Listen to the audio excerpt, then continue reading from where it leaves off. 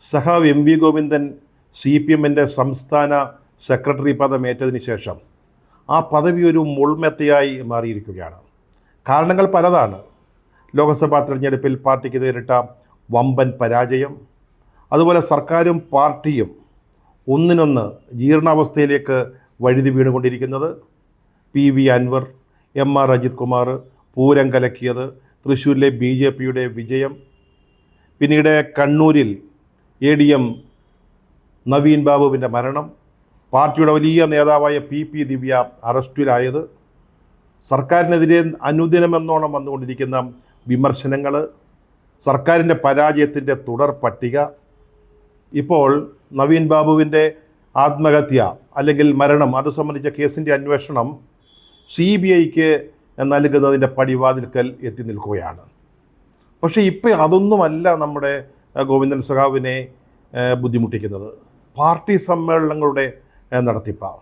Party കോൺഗ്രസിൻ്റെ മുന്നോടിയായി branch തലം മുതൽ നടത്തുന്ന പാർട്ടി സമ്മേളനങ്ങൾ, ബ്രാഞ്ചുകളെല്ലാം പൂർത്തിയായി കഴിഞ്ഞു. അവിടെ പോലും മര്യാദയ്ക്ക് സമ്മേളനങ്ങൾ നടത്താൻ കഴിഞ്ഞില്ല. അവിടെ പല സ്ഥലങ്ങളിലും യോഗം അടിച്ചു പിരിയുകയാണ് ഉണ്ടായത്. പിന്നീട് ലോക്കൽ നടന്നുകൊണ്ടിരിക്കുകയാണ്. പലയിടത്തും പ്രശ്നങ്ങളാണ്. ചിലയിടത്തൊക്കെ ഏരിയ യോഗങ്ങൾ തുടങ്ങിക്കഴിഞ്ഞു. അവിടെയും പ്രശ്നങ്ങളും പ്രതിസന്ധികളുമാണ്.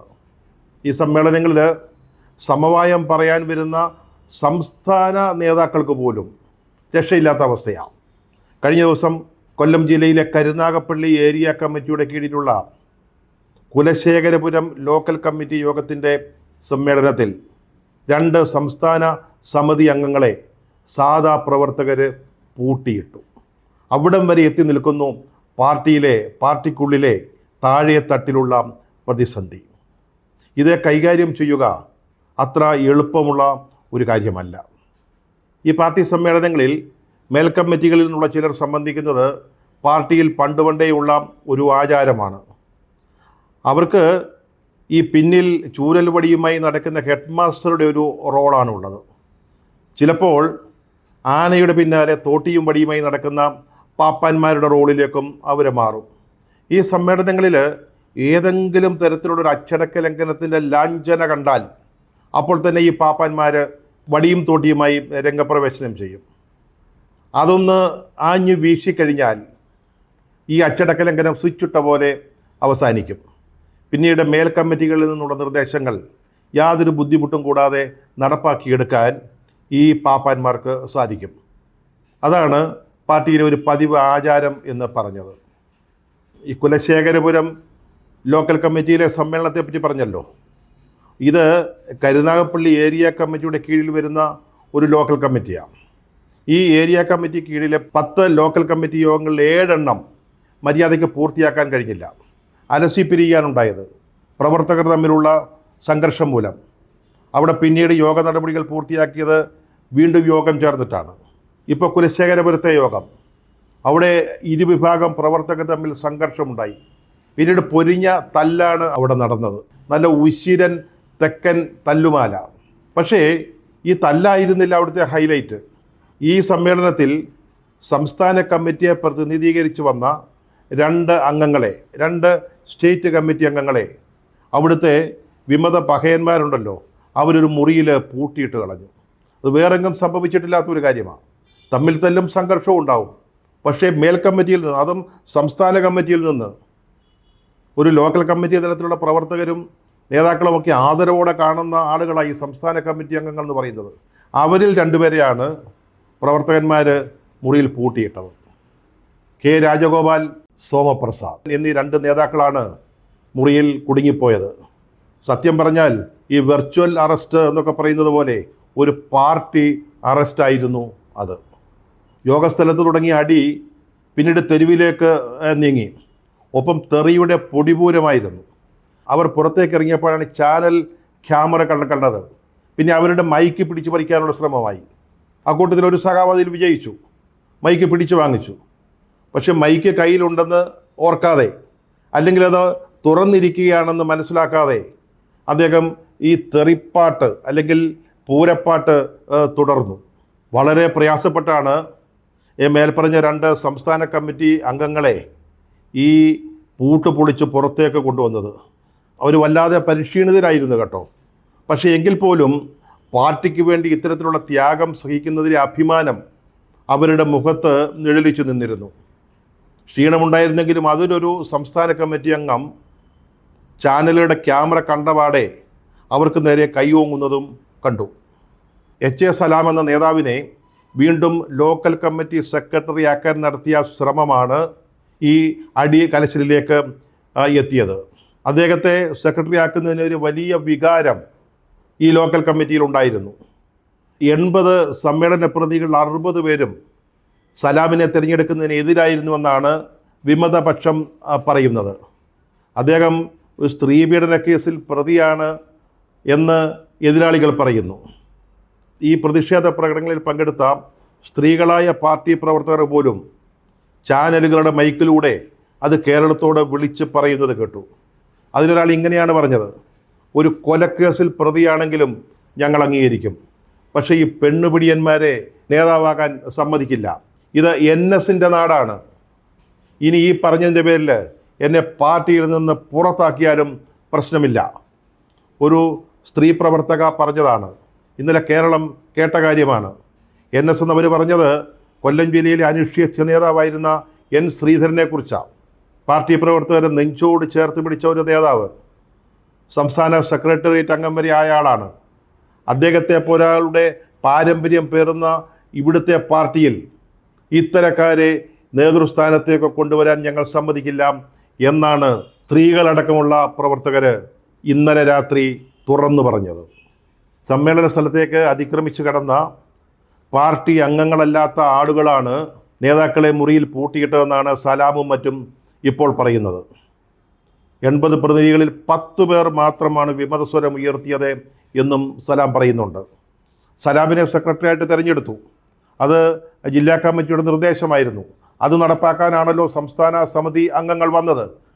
പക്ഷേ അദ്ദേഹത്തെ തുടരാൻ അനുവദിക്കില്ല എന്ന് മറ്റു പാർട്ടി പ്രവർത്തകർ പറയുമ്പോൾ എന്നെ തിരഞ്ഞെടുത്തതാണ്, ഞാൻ ലോക്കൽ കമ്മിറ്റി സെക്രട്ടറിയായി തുടർന്ന് പ്രവർത്തിക്കുമെന്ന് സലാമും വെല്ലുവിളിക്കുന്നു. പിന്നീട് വെള്ളിയാഴ്ച കുലശേഖരപുരത്തെ തെരുവുകളിൽ പോസ്റ്റർ യുദ്ധമായിരുന്നു. ഔദ്യോഗിക നേതൃത്വത്തിനെതിരെ നിരവധി പോസ്റ്ററുകൾ ചുവരുകളിൽ നിറഞ്ഞു. ബാർ മുതലാളി, അനിയൻ ബാബ, ചേട്ടൻ ബാബ തുലയട്ടെ, അതായിരുന്നു ഒരു പോസ്റ്ററിൽ കണ്ടത്. മറ്റൊന്നിൽ പറഞ്ഞത് ഈ സോമശേഖരൻ, കെ രാജശേഖരൻ, അതുപോലെ ജില്ലാ കമ്മിറ്റി അംഗങ്ങളായ PR വസന്തൻ, PR ബാലചന്ദ്രൻ, ഇവർ കുറുവാ സംഘം അംഗങ്ങളാണെന്നാണ്.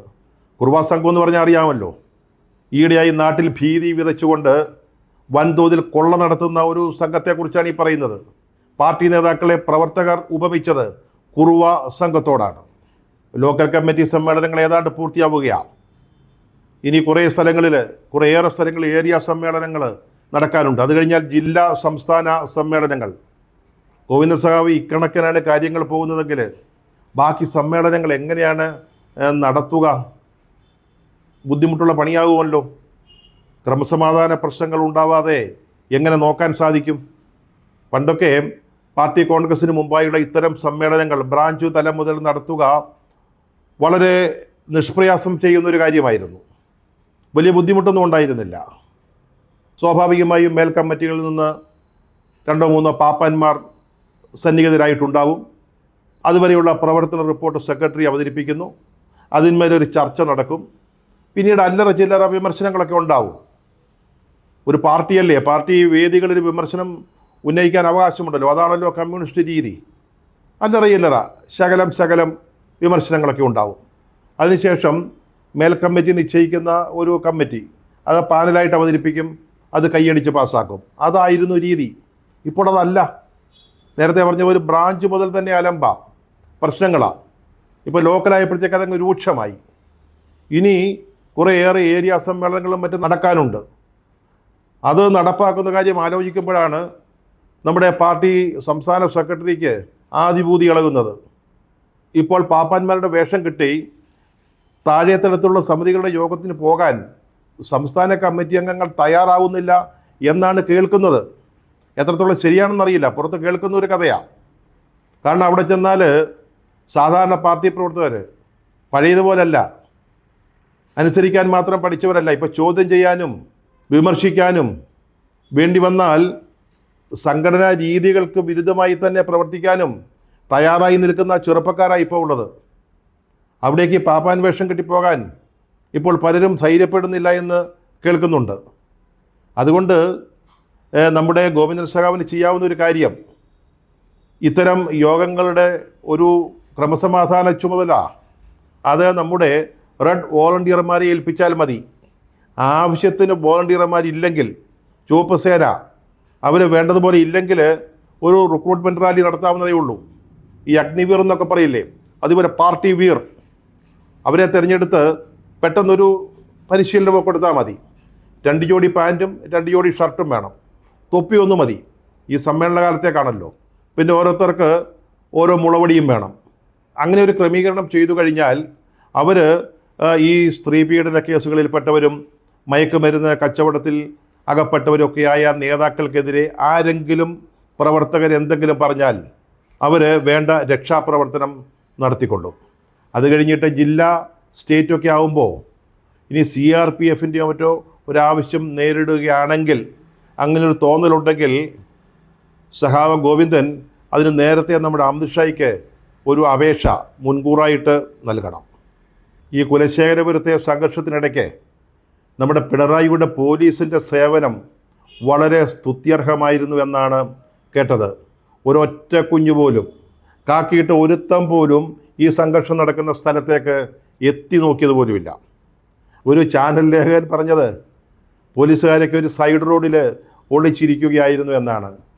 ചോദിച്ചപ്പോൾ പോലീസുകാർ പറഞ്ഞു, അത് പാർട്ടിയുടെ ആഭ്യന്തര പ്രശ്നമാണല്ലോ, നമ്മളെന്തിനാണ് ഇടപെടുന്നത്? നല്ല പോലീസ് അല്ലേ? നമ്മുടെ ഗോവിന്ദൻ സഖാവിന് ഈ സമ്മേളനം നടത്തിയപ്പോൾ മാത്രമല്ല, ഇപ്പോൾ അദ്ദേഹത്തിൻ്റെ മുമ്പിലുള്ള പ്രധാന പ്രശ്നം ADM നവീൻ ബാബുവിൻ്റെ മരണം അല്ലെങ്കിൽ കൊലപാതകം, അത് സംബന്ധിച്ച് അന്വേഷണം നടക്കുകയാണല്ലോ. അത് CBIക്ക് വിടാതെ എങ്ങനെയെങ്കിലും നോക്കേണ്ടതുണ്ട്. പാർട്ടിയെ രക്ഷിക്കാൻ അത് അത്യാവശ്യമാണ്. പക്ഷേ കഴിഞ്ഞ ദിവസം കണ്ണൂരിൽ അദ്ദേഹം മാധ്യമപ്രവർത്തകരോട് പറഞ്ഞത്, കോടതി തീരുമാനിക്കുകയാണെങ്കിൽ അന്വേഷണം CBIക്ക് വിട്ടോട്ടെ എന്നാണ്. നേരത്തെ അങ്ങനെയല്ല പറഞ്ഞത്, CBIക്ക് വിടാൻ സമ്മതിക്കില്ല എന്നാണ് അദ്ദേഹം അറുത്തു മുറിച്ച് പറഞ്ഞത്. ഇപ്പം ചെറിയ നയമാറ്റം കാണുന്നുണ്ട്. അപ്പോൾ കഴിഞ്ഞ ദിവസം പറഞ്ഞത് പാർട്ടിയുടെ നയമായിരുന്നില്ലേ സഖാവേ? സ്വന്തം നിലയ്ക്ക് അങ്ങ് പറഞ്ഞതാണോ? ഇനി ഏതായാലും നമ്മുടെ ഗോവിന്ദൻ മാഷ് പറഞ്ഞ സ്ഥിതിക്ക് ഹൈക്കോടതിക്ക് ഒരു തീരുമാനം എടുക്കാവുന്നതേ ഉള്ളൂ. അവസാനമായിട്ട് നമ്മുടെ മന്ത്രി ബാലഗോപാലിനോടൊരു അപേക്ഷയുണ്ട്. MV ഗോവിന്ദൻ സഖാവിൻ്റെ ഈ കൃത്യാന്തര ബാഹുല്യം മനസ്സിലാക്കിക്കൊണ്ട് പറയുകയാണ്, ഈ 1458 സർക്കാർ ജീവനക്കാർ ക്ഷേമ പെൻഷൻ വാങ്ങിക്കുന്നത് സംബന്ധിച്ചൊരു കേസുണ്ടല്ലോ, പെൻഷൻ അടിച്ചുമാറ്റൽ. ആ കേസിൽ കൂടി ഇനി പാർട്ടിയെയും പാർട്ടി സെക്രട്ടറിയെയും പെടുത്തരുത്. കാരണം അദ്ദേഹത്തിന് ഇപ്പോൾ തന്നെ വലിയ ജോലി തിരക്കാണ്. ഇക്കാര്യത്തിൽ പാർട്ടിയെ ഇടപെടിക്കരുത് എന്ന് പറയുന്നതിനൊരു കാരണമുണ്ട്. കഴിഞ്ഞ ദിവസം മന്ത്രി ഇങ്ങനെ പറഞ്ഞതാ, അതായത് ക്ഷേമ പെൻഷൻ കൈയിട്ട് വാരിയവരെ പിടികൂടും, അവരെ വിടില്ല, പക്ഷേ അവരുടെ പേര് വിവരം വെളിപ്പെടുത്തില്ല. അത് പറയുമ്പോഴാണ് ഈ കേസിലും, ഈ പെൻഷൻ അടിച്ചുമാറ്റൽ കേസിലും CPMന് എന്തെങ്കിലും ഒളിക്കാനുണ്ടോ എന്നൊരു സംശയം തോന്നുന്നത്. മന്ത്രി അക്കൂട്ടത്തിൽ വല്ല CPMകാരും പെട്ടിട്ടുണ്ടോ ഈ 1458 പേരിൽ? അല്ലെങ്കിൽ പിന്നെ എന്തുകൊണ്ടാണ് അങ്ങ് അവരുടെ പേര് വിവരം വെളിപ്പെടുത്തില്ല എന്ന് ശാഠ്യം പിടിക്കുന്നത്?